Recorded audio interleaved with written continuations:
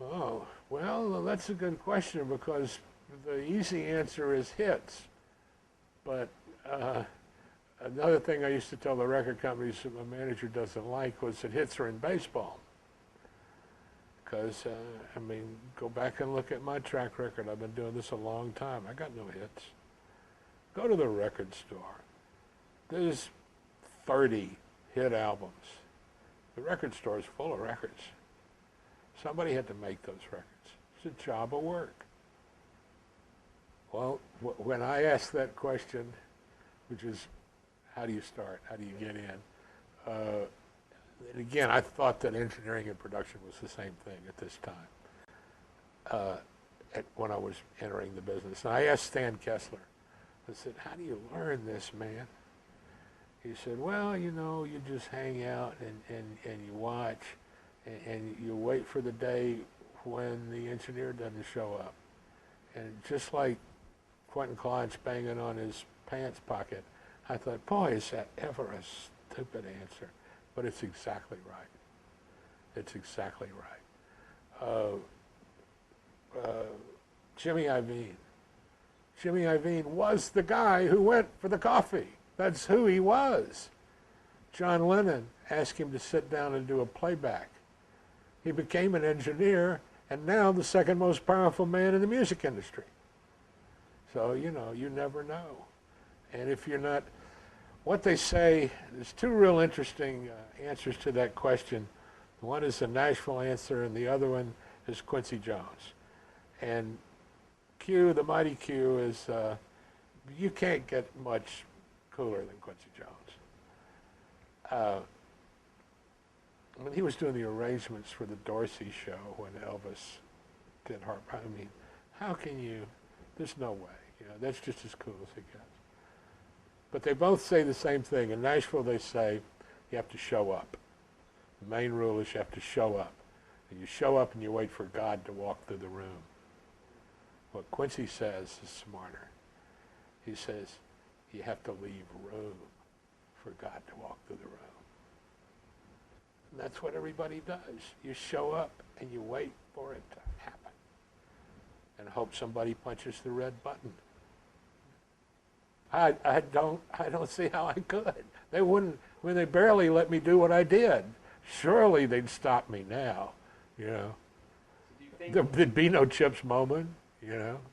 When I started, okay, here's a good one for you.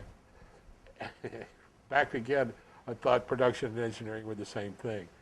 And technical jargon, very important, how you communicate technically with your fellow person, whatever it is. I knew 3 technical terms. Dropping out, popping through, and crisscrossing. Dropping out was bad, popping through was good, and crisscrossing, and this is not stereo, this is mono. Crisscrossing could be either good or bad. And that was all I knew, you know, and I just barely had a handle on that. So, I don't know. If I had it all to do over again, I really don't know what I'd do. I didn't know what I was doing in the first place. And I firmly believe this, that most artists think they have some kind of God-given right to make a record. I just don't think that's true. I think it's a privilege. I think you have to earn it. I think you have to pay for it. And I used to ask them, like, you know, Pete Anderson said yesterday, basically, can you afford to make a record? That's what he asked the artist. How much money have you got? Can you afford to make the record? Well, I want to know if you can afford it financially is fine, but can you afford it emotionally? You know, because it's not child's play. It's serious. You're making a record. It's like the caveman with his handprint on the back of the wall. Why do we do this? I know. I sat there and I have thought about it way too much. We do this because we fear death. It is a search for immortality. That's the reason we record. It's the primal urge of mankind to freeze time and alter it. And that's what you're doing as an engineer, as a producer. And it's serious business. How to get paid is the most serious part of it. I just drive into town today. I bought $40 worth of gasoline. Used to buy, you know, $3 worth of gasoline. My price hasn't gone up. I get less money than I got, not more money. Cost of living goes up. Cost of production goes down. I don't know. It's a good question. Interns. They've created all these damned interns who have ruined Nashville. The interns have utterly, not that Nashville wasn't bad enough to start with, but there was a good old boy system in Nashville that used to work, based on songs. You know, here would come Billy Joe Schaefer down the road with his songs in a greasy sack. I saw that, you know, looked like a lunch, looked like he had his lunch with him. Well, he couldn't get in the door now because some intern would say, "Sir, I'm sorry you make your deliveries in the rear." You know, the intern system has been a bad thing for the industry. But you know how, there's still, even after you go through the training, you're not going to get a job as an engineer. You're going to get a job opening the door or answering the phone or sweeping up, you know. So go sweep up. You know, it's all you can do. All you can do is hope for that day when you've got your chance to become Jimmy Iovine. And you sit down and play it back for John Lennon. Hey, not bad. Or run into some band where the keyboard player doesn't want to play a minor chord. You can never tell, you know.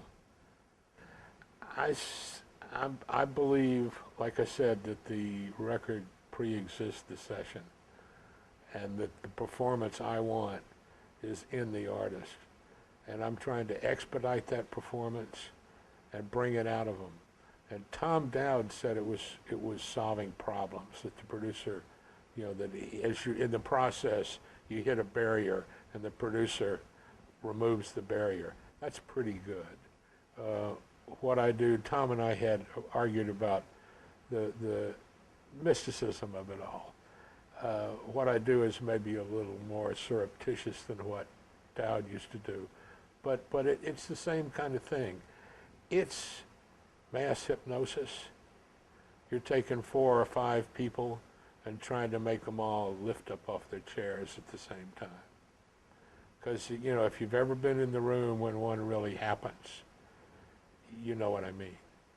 And this is really obvious in film work when you're scoring to a movie. Because in the record part of it, record recording process, everybody has an opinion, like the guy with the coffee. And all those opinions are basically, they're all valid, and they're all basically equal. But when you're doing music for a film, and everybody's watching the film and listening to the music, and the music starts to stick, which is a term they use, a highly technical term that they use. When the music starts to stick, the dumbest guy in the room knows it. There's no question. You know? And that, I think, as a producer, I was doing a group from Texas once, and there are 2 or 3 things that especially if you're doing it fast, that they're going to say that you run over the same problems every time. And this is one that really hurts. Is they say, "We got a guy who does our live sound, and he wants to be an engineer. Can he watch you?" Well, he can, but it's not going to help, you know. And then I know producers sort of say, "Oh, okay, buddy, I'm not going to." So, you know, this is a band from Texas. This guy's watching me. And it really is 2 entirely different things. The very frequencies that you boost in live sound are the ones you eliminate when you're recording. It's like 3K, you know. But, so it's not going to help him. But anyway, this poor guy is sitting there and he's watching me work with this group. And I said something to somebody over the talk back about their part, you know. This guy just jumps up from his chair and he says, I get it. It's about taste." Yeah. Yeah. It is about taste. And it's about my taste, you know, as a producer. And that can be a problem.